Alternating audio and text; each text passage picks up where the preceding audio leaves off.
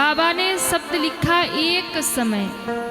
और ध्यान दीजिएगा, मानस में जहां भी एक शब्द आ गया, मानस में जहां भी एक शब्द आया, समझ लीजिए वहां कोई न कोई घटना घटी ही घटी है।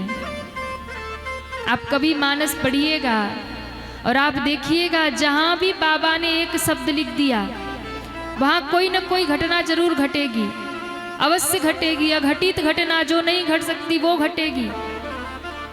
कब कब लिखा?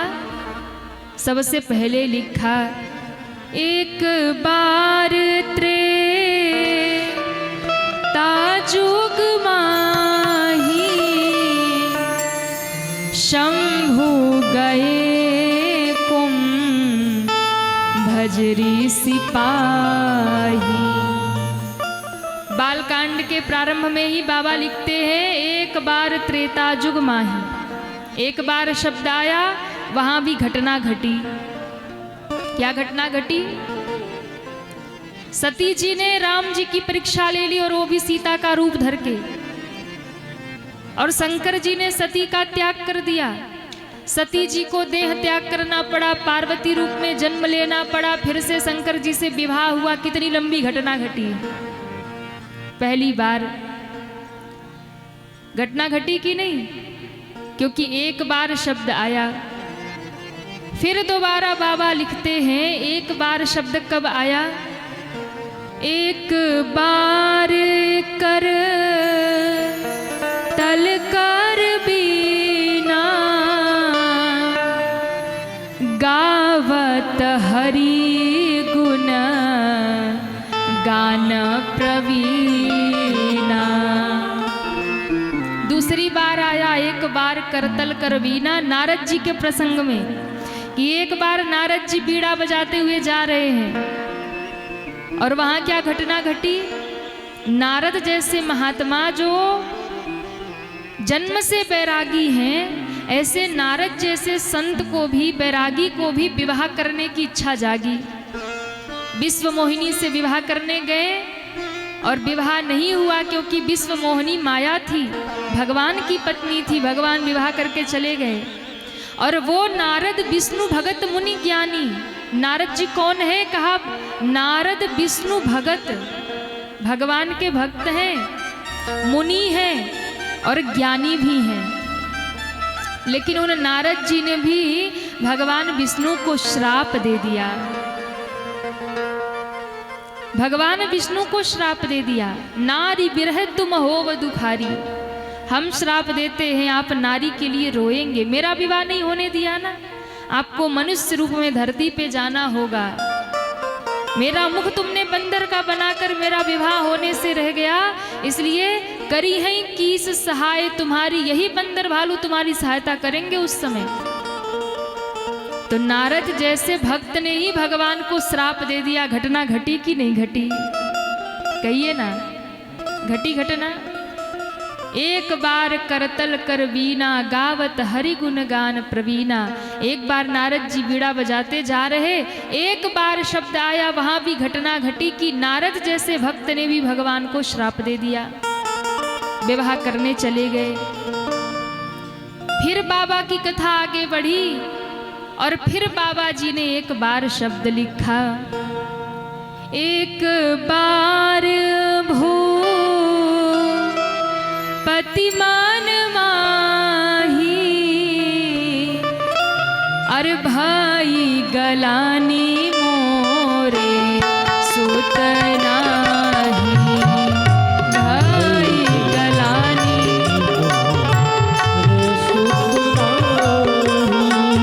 भाई गलानी मोरे सुतना ही। भाई गलानी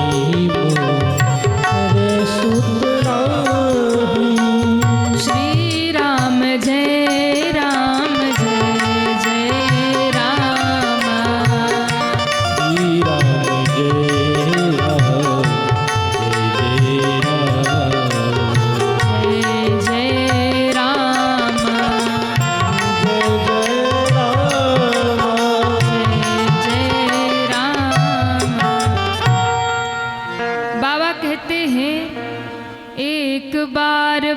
पति मन माही, भई ग्लानि मोरे सुत नाही।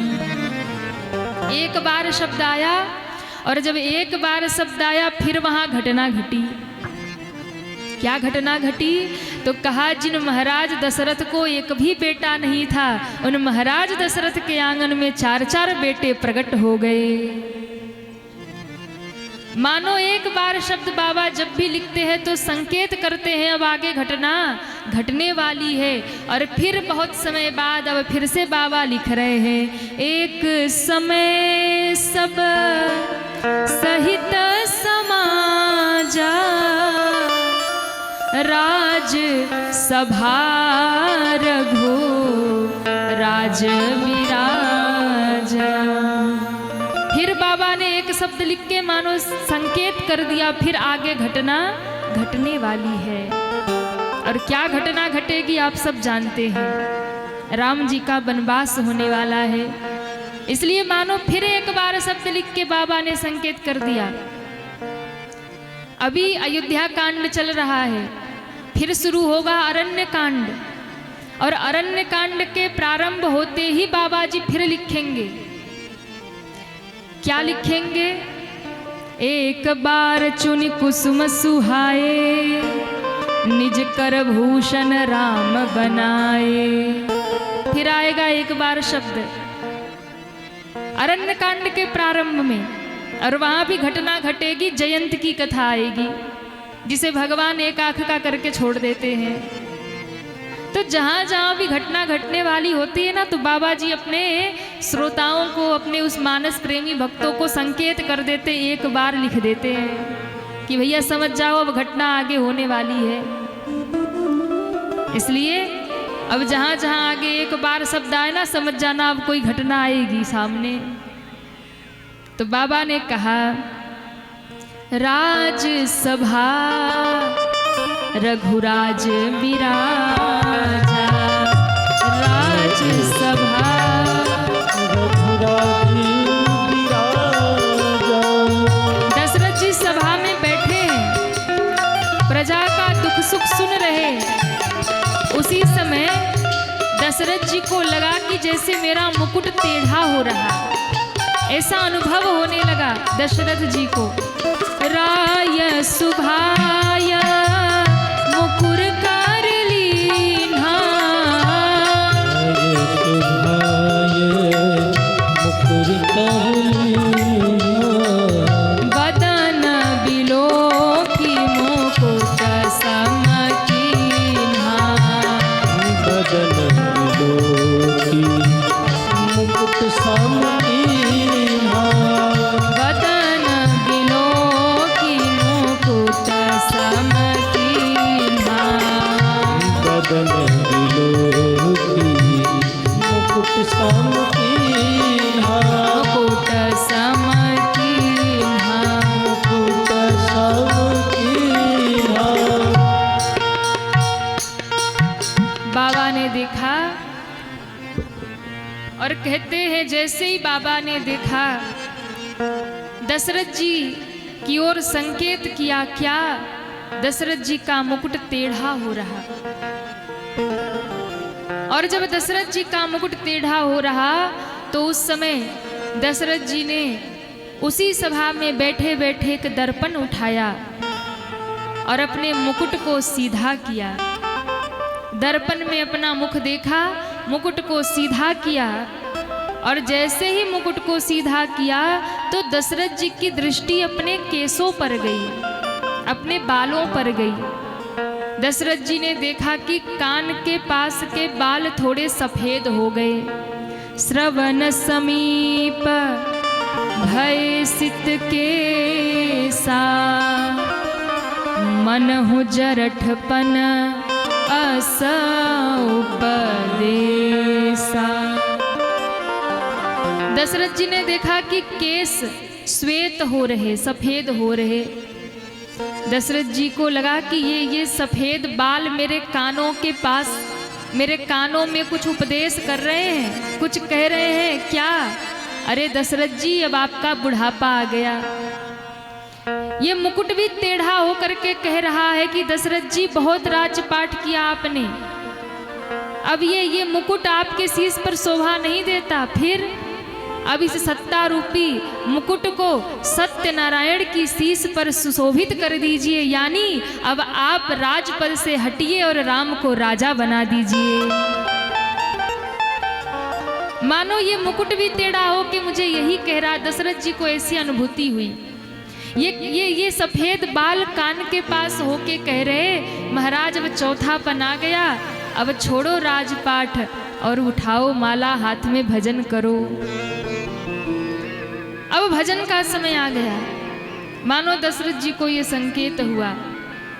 और देखिए दशरथ जी ने तुरंत मन में विचार किया कि अब राम को युवराज बना दूंगा, अब राज सत्ता राम को सौंप दूंगा। मानस में एक तो दशरथ हैं और एक दशानन है। ध्यान से सुनिएगा, एक दशरथ है एक दशानन है, दोनों में थोड़ा ही अंतर है। क्या अंतर है? बोले दशरथ जी का मुकुट हल्का सा भी टेढ़ा हुआ तो दशरथ जी ने निर्णय लिया अब राज सत्ता छोड़कर राम को राजा बना दूंगा, अब सत्ता छोड़ दूंगा। लेकिन दूसरी ओर दशानन है, दशानन 10 सिर वाला है, 10 मुकुट पहनकर बैठा है। और अंगद जी जब गए और लात मारी अंगद जी ने तो उसके 10 मुकुट गिर गए। 4 तो राम जी के पास फेंक दिया, 6 उसको मिला, उसको पहन के फिर से बैठ गया। भाव क्या है? बोले महाराज एक दशरथ जी हैं कि थोड़ा सा टेढ़ा हुआ तो सोच रहे हैं राम को राजा बना दूं, और एक दशानन है कि मर गया पर उसने अपनी सत्ता अपना मुकुट छोड़ा नहीं महाराज। अब सोचिए कि 10 खोपड़ी है और मुकुट 6 है, कैसा लग रहा होगा? 10 ठो सिर है और मुकुट 6 ही है, कैसा लग रहा होगा? विचित्र लग रहा होगा। फिर भी पहन के बैठा है। कुछ भी हो जाए सत्ता हाथ से ना छूटे। और यही हालत हम लोगों की है, हमारी और आपकी ही है। हम लोग भी दशानन वाले लाइन में ही खड़े हैं। कितनी भी अवस्था हो जाए घर की सत्ता छूटती नहीं है। हाँ, बूढ़ी मैया चला भी ना जाता हो पर चाबी का छल्ला इधर लटका के घूमेगी। क्यों?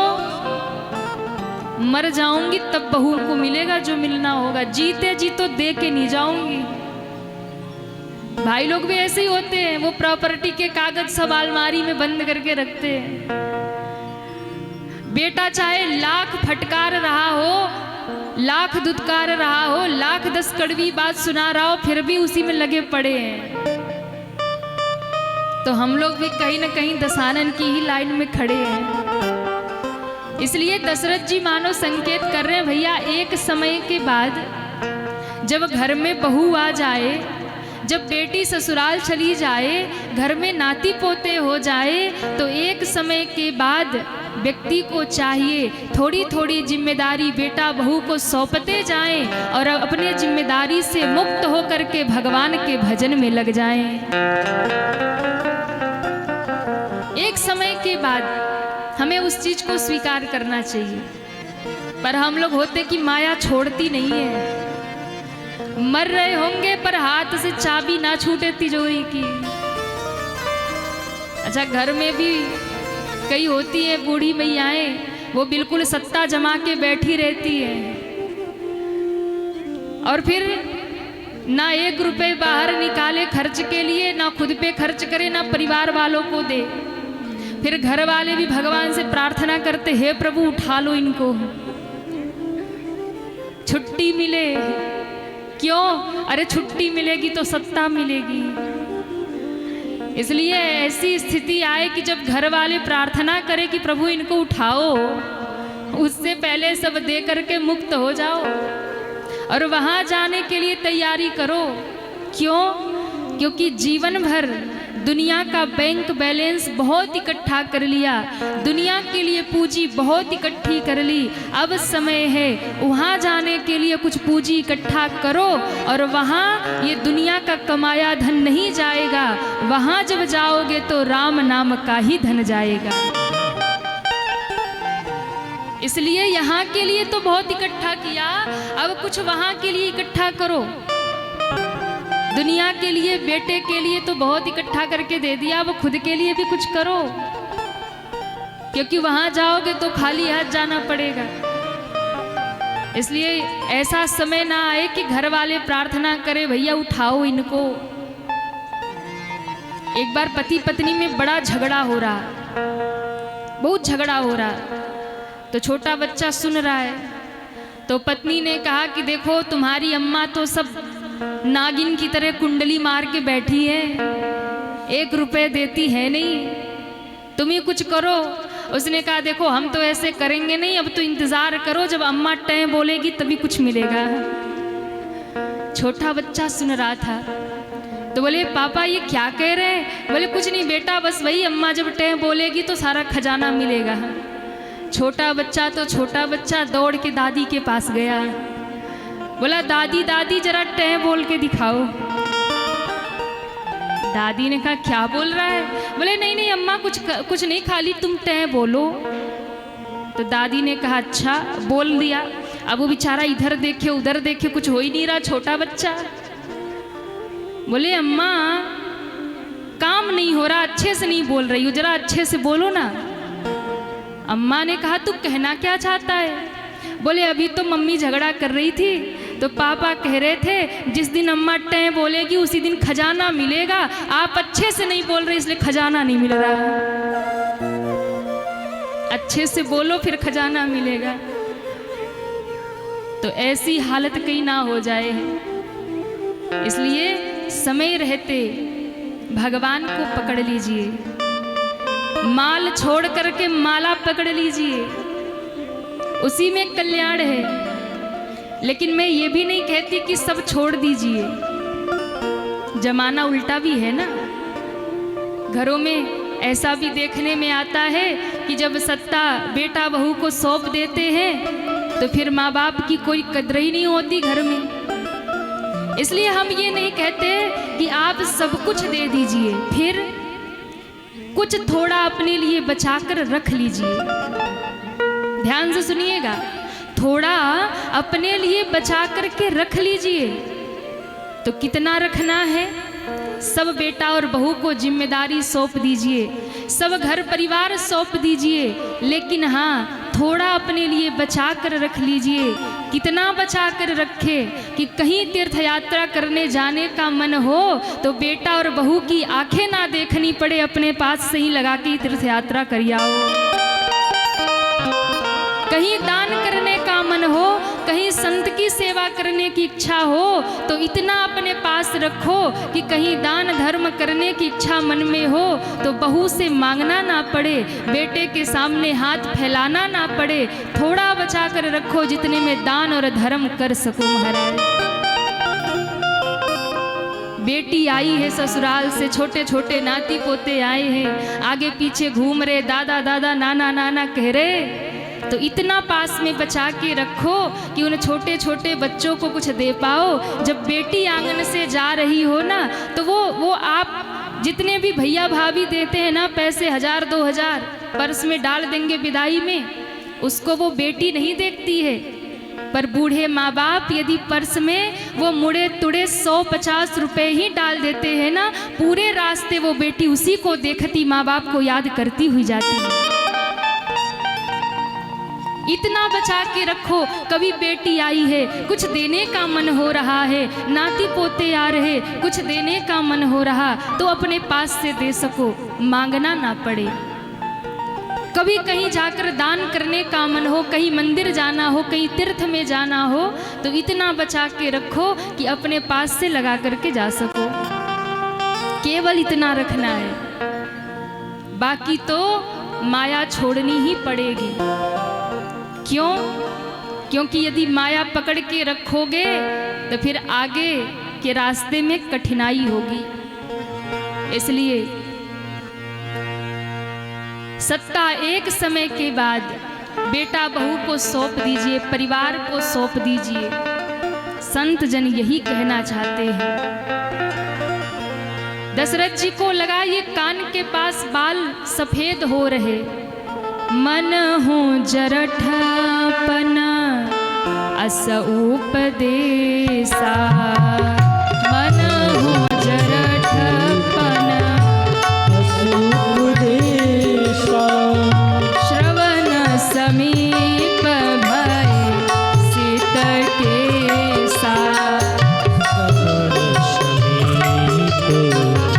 भय सित केसा, भय सित केसा, भय सित केसा, भय सित केसा। महाराज दशरथ ने तुरंत निर्णय कर लिया, अब चौथापन आ गया, अब सत्ता राम को सौंप देंगे। राम को सत्ता सौंप कर हम भजन में लग जाएंगे।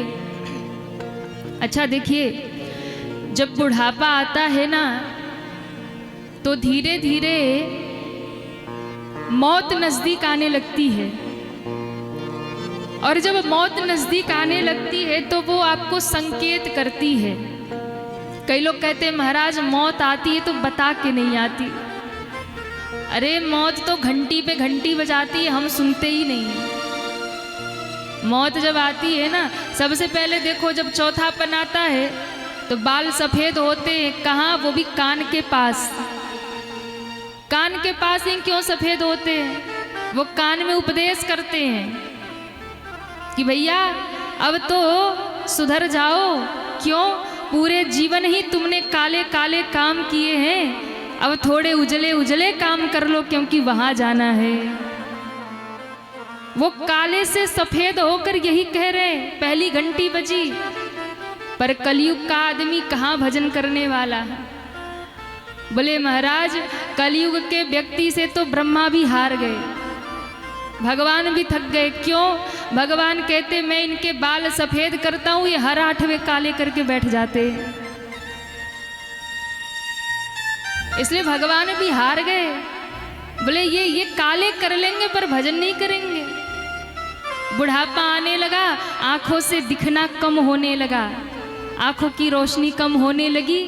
तो भगवान ने कहा कि अरे मानव अब भजन कर ले, अब दुनिया देखना कम कर, अब मुझे देख ले, अब तो देखना कम कर दुनिया। लेकिन कलयुग का आदमी कहाँ भजन करने वाला? भगवान ने नजरें कमजोर कर दी तो इसने चश्मा लगा लिया है। चश्मा लगा के दुनिया देखेंगे। अब चश्मे वाले लोग बुरा न माने। अब क्या हुआ? बोले घुटनों ने जवाब दे दिया, चलना में मुश्किल हो रहा है, चल फिर नहीं पा रहे।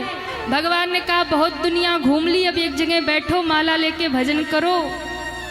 पर महाराज कलयुग का आदमी तो कलयुग का आदमी, उसने घुटने बदलवा लिए, नया घुटना लगवा लिया। बोले प्रभु कुछ भी करूंगा पर भजन नहीं करूंगा। कानों ने सुनना कम कर दिया। भगवान ने कहा देखो अब भजन कर लो, सत्संग सुन लो।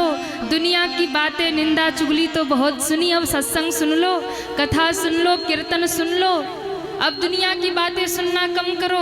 पर कलयुग का आदमी कहाँ मानने वाला? कान भी कमजोर हुआ तो कान में मशीन लगवा लिया, घर में क्या बात हो रही है बराबर सुनेंगे, कुछ भी कर लेंगे पर भजन। पर सज्जनों ध्यान रखना, जो भी दुनिया के लिए आप करते हो वो सब यही समाप्त होने वाला है। एक आपका भजन, एक आपका सुमिरन ही है, एक आपका किया हुआ सत्कर्म, आपका किया हुआ सत्संग ही है जो आपका सच्चा साथी है और वही आपके साथ जाने वाला है। कुछ भी साथ नहीं जाएगा। ये दुनिया का बैंक बैलेंस, धन दौलत, पैसा रुपया सब ये रहने वाला है। अच्छा कहिए कुछ साथ जाएगा? हाँ या ना? क्यों क्यों नहीं जाएगा? अपना है तो जाएगा क्यों नहीं? बोले महाराज नियम ही नहीं है। जोड़ कर रख लो कितने भी हीरे मोती, जोड़कर रख लो कितने भी हीरे मोती, मगर याद रखना कि कफन में कभी जेब नहीं होती।